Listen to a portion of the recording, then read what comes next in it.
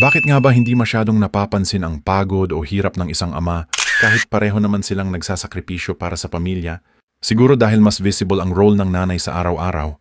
Siya yung madalas na nakikita nating nag-aalaga, nag-aasikaso, laging present sa bahay. Kaya mas madaling mapansin kapag siya'y pagod.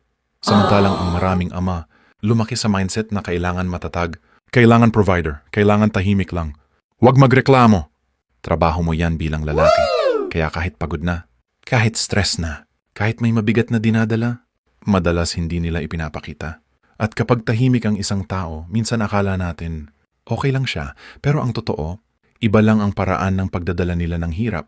Ang pagod ng nanay madalas nakikita sa pag-aalaga at emosyon. Ang pagod ng ama madalas nakatago sa pressure, sa responsibilidad, sa trabaho, at sa takot na bawal siyang bumigay.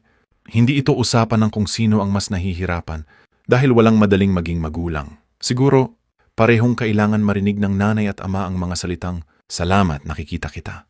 Naa-appreciate kita." Dahil sa huli, mas nagiging matatag ang pamilya kapag parehong kinikilala ang sakripisyo ng bawat isa.